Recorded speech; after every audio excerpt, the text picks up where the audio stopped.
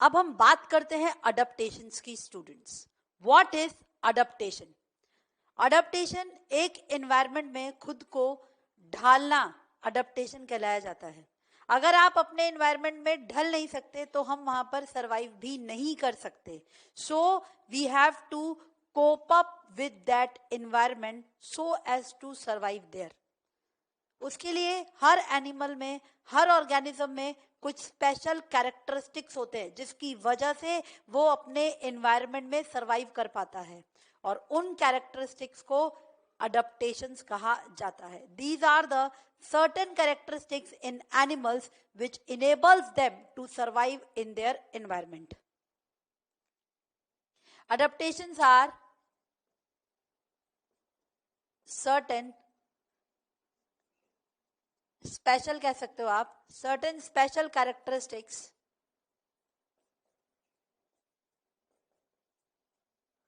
of animals that enables them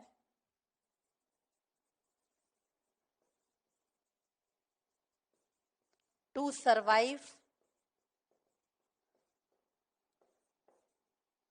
in their environment.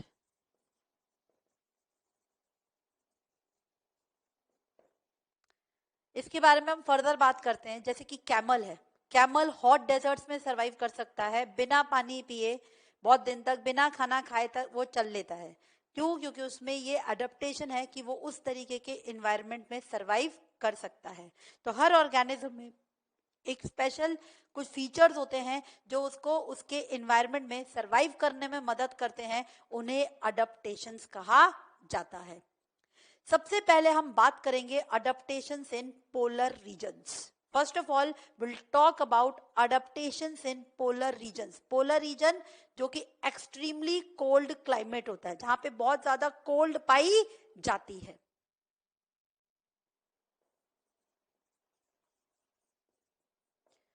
Adaptation in polar regions, जहां पे बहुत ज्यादा ठंड पाई जाती है। ये पोलर रीजन जैसा नाम सजेस्ट करता है, एक्सट्रीम पोल पे पाया जाता है region, north pole and south pole. यहां पर टेम्परेचर इतना कम है -37 डिग्री सेंटीग्रेड जितना टेम्परेचर पाया जाता है। ठीक है, तो ये कैसे होते हैं एरियाज, कैसे हैं ये? Extremely cold, temperature -37 degree centigrade भी पाया जा सकता है।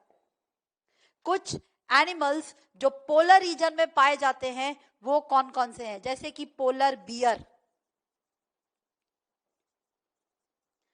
Penguins, whales, seals, walrus. These are some of the examples of animals found in the polar region, students. Polar bear, penguins, whales, seals, walrus.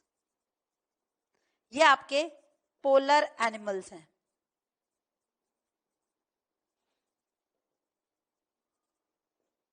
Now we will talk about adaptation in polar animals. We'll talk about adaptation in polar animals.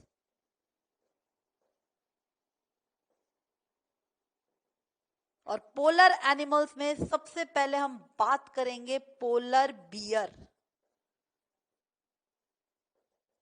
This is the most important adaptation frequently asked in your class, students.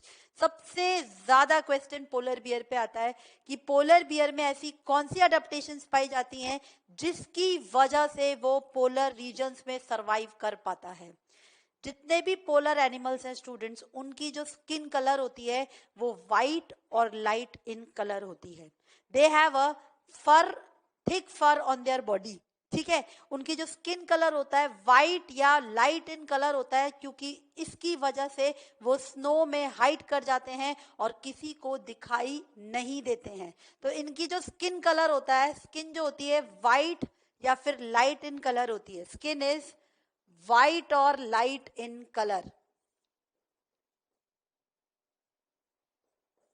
ये first adaptation है जिसकी वजह से they are not visible to anybody, they are not visible. Next, they have 2 layers of thick fur on their body which protects them from cold. 2 layers of thick fur on their body.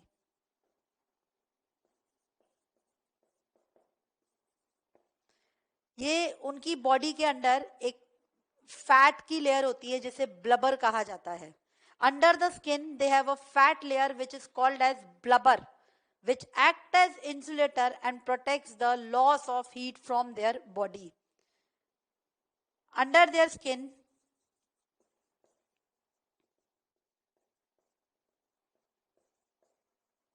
they have a layer of fat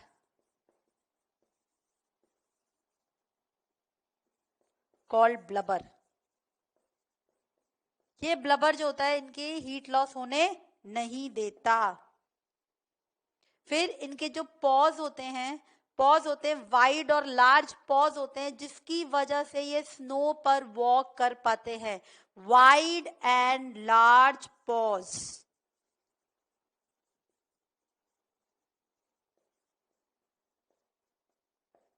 due to which they can walk on the snow. They have a strong sense of smell.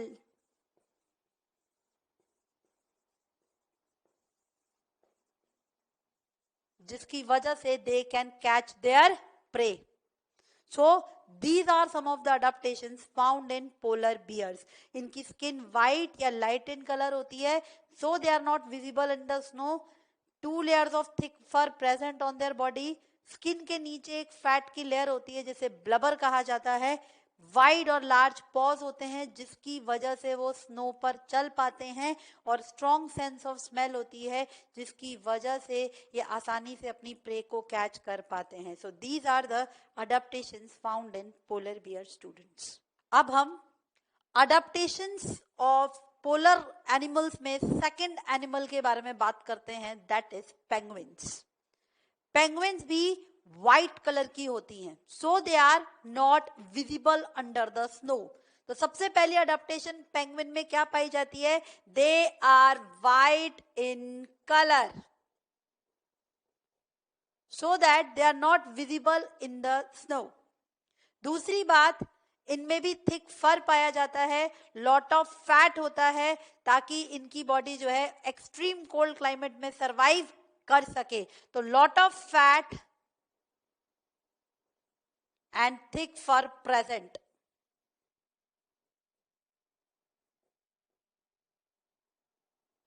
Lot of fat and thick fur present so that they can survive under extreme cold climate. इनकी body का shape कैसा होता है? ये stream line body होती है इनकी. कैसी होती है? Stream lined body. Okay, now penguins जो होती हैं, खूब सारी पेंगुइन्स एक साथ चलती हैं. खूब सारी पेंगुइन्स एक साथ चलती है. दे हडल टुगेदर ताकि उनकी बॉडी जो है एक साथ चलने से वार्म रहे. ठीक है, एक साथ जब वो लोग एक साथ बहुत सारा ग्रुप चलता है तो it gives the feel of warmness. So they huddle together. They huddle together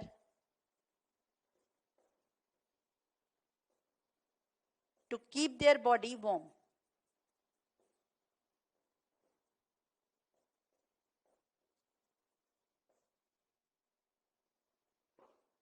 Now,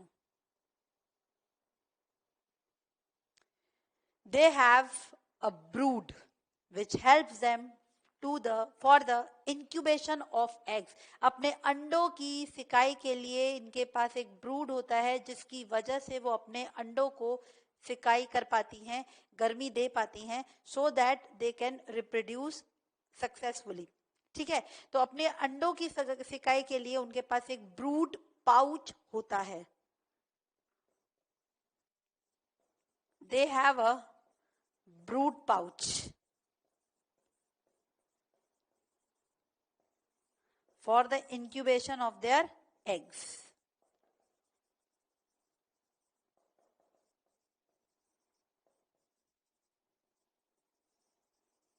So these are the adaptations found in penguin students. Okay, now this is all about adaptation in polar animals, where we talked about the adaptation in polar bear and adaptation in penguin. Now we will talk about adaptation in polar animals. Polar plants, sorry. Adaptation in polar plants. Adaptations in polar plants. जो polar region में जो plants होते हैं ना, वो बहुत छोटे छोटे होते हैं, ज्यादातर बहुत छोटे छोटे पौधे होते हैं, तो बहुत ही ग्राउंड के बहुत क्लोज ग्रो करते हैं. They grow very close to the ground. Why? Because they can, so that they can resist the damage cause by wind and ice. Wind और आइस से जो डैमेज हो उसको वो रेजिस्ट कर सके, इसलिए they grow very close to the ground. Grows very close to the ground.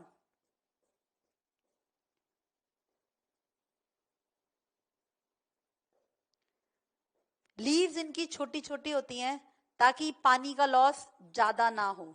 Leaves are very small so that water loss उतना ज्यादा ना हो. ये प्लांट्स भी आपस में एक दूसरे के पास पास ग्रो करते हैं. These plants also grows in close proximity to each other.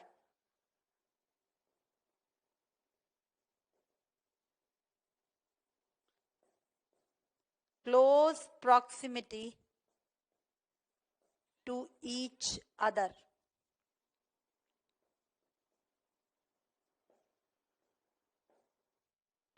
इनमें जो सबसे इंपॉर्टेंट अडेप्टेशन होती है कि ये लोअर टेम्परेचर्स पर भी फोटोसिंथेसिस कर सकते हैं. They can photosynthesise even at low temperatures in the cold climate. Can photosynthesise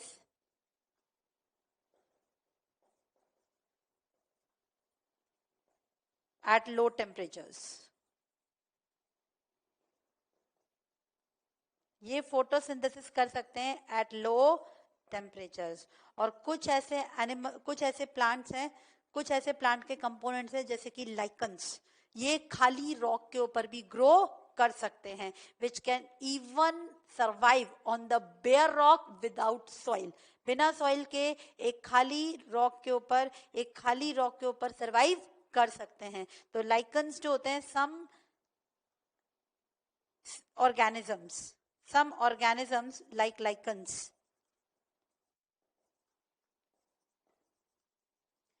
can survive on bare rock. खाली रॉक के ऊपर सर्वाइव कर सकते हैं.